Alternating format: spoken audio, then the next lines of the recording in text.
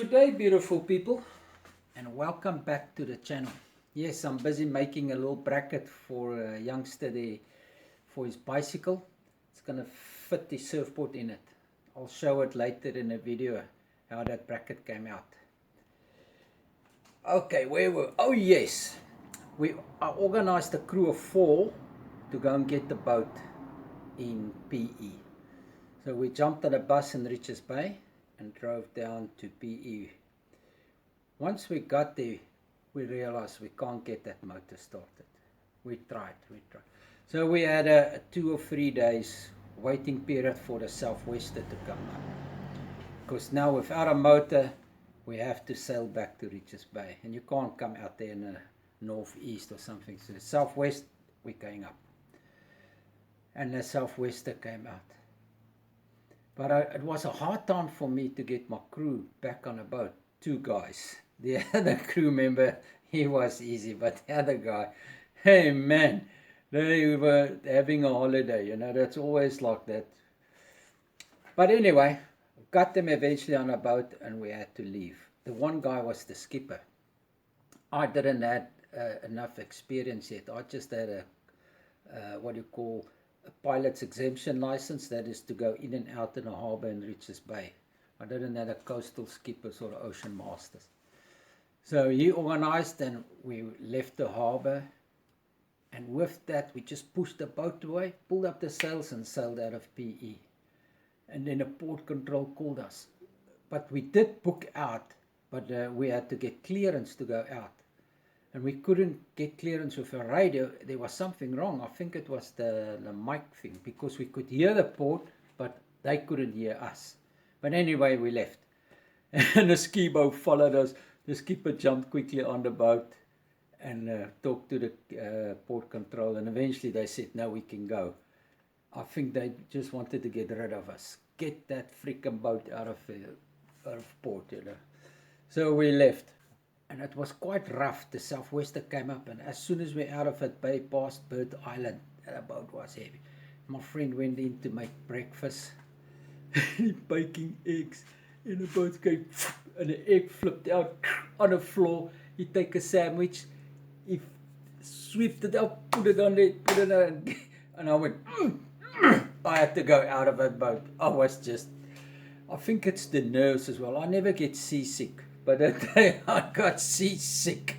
I think it was the nerves of my boat and not the motor and the radio and the long trip back to Richards Bay. That eventually, that's it. My stomach said he's going.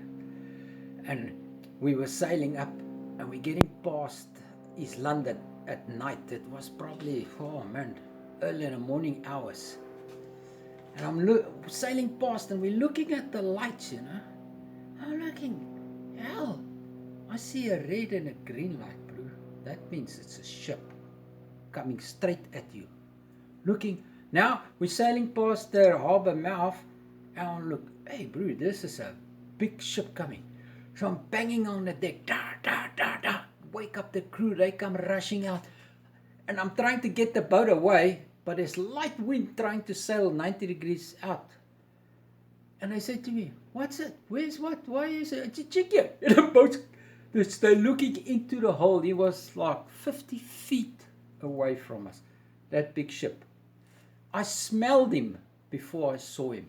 Because as the southwester coming, I smell a ship. That crude oil.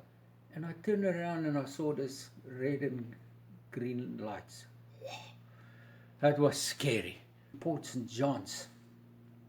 And we saw, hey, the tide's going to change. But now we had to sail very close to the coast.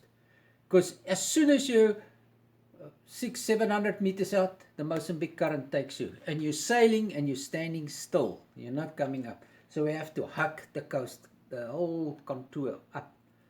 And we were there at Port St. John's. The skipper said, Roo, get that anchor ready. Because if the tide changes, then the boat will get sucked into the river. And we don't have a motor to take it out. So we got the anchor ready. Not a stressful period. Lucky the skipper is all waked up, you know. Those oaks, they've sailed lots of miles. So they had all these experiences, which I was happy I had on the boat. always a learning thing if you go on a yacht. Then from there, it took us, another day, 2 days. Eventually we get there onto the south coast there by Margate. And a northeaster came up, man, and it hit us. We sailed in and out, in and out. I was saying to my one friend, and it was a Sunday morning we were there. The oak was sitting reading his Sunday newspaper, check, hey, there's a yacht.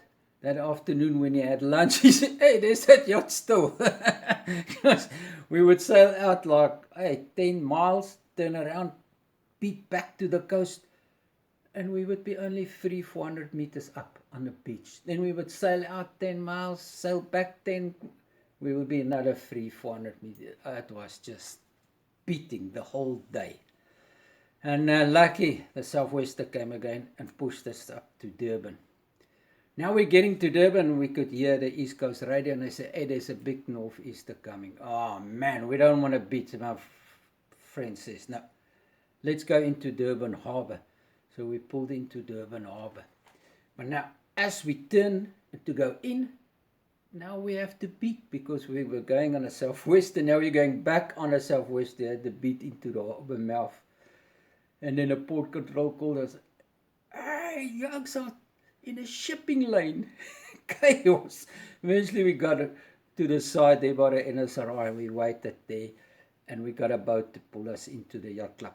Tried to fix the boat, and we couldn't get that motor running. Now we had to sneak out of Durban Harbour again.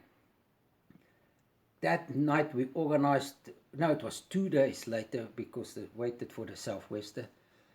We left. We got a boat that just pulled us off, and then we sailed out there to Richards Bay. But the worst is, now these 2 guys that I got, they said, hey man, they got a friend. He wants to lift with us to Richards Bay. Can he come with? I said, yeah, no, bro, he can come with. Not knowing the oak just came out of jail that day. He was in jail for Zol. He had a lot of Zol at him. Now he gets on my boat with another lot of Zol. I'm like, what the hell, bro? All this stuff. No, oaks are smoking up. It's like a flipping cloud around that boat coming out of harbour. When we get to Richards Bay Harbour, I said, please get buckets. What? It's just bits and leaves on that boat. I'm like, what the hell did I let myself in for? All liquor smoked up coming into Richards Bay. It was a hard time with this crew that I had. Okay, love you guys. See you in the water. I'll show you later when I'm finished with that bracket. Keep the stoke.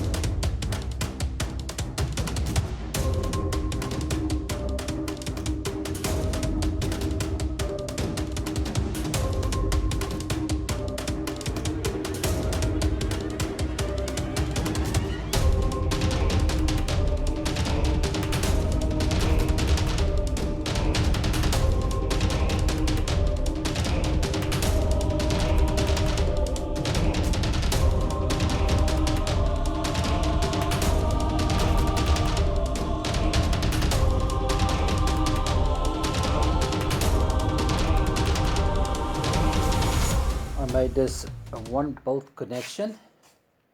Just slide it in there, and then you just put that 1 wing nut in there. And voila, it's on. Little special bracket I made there. So once you take that wing nut off, this slides out and your bracket's off. Cool. Love it. 1 nut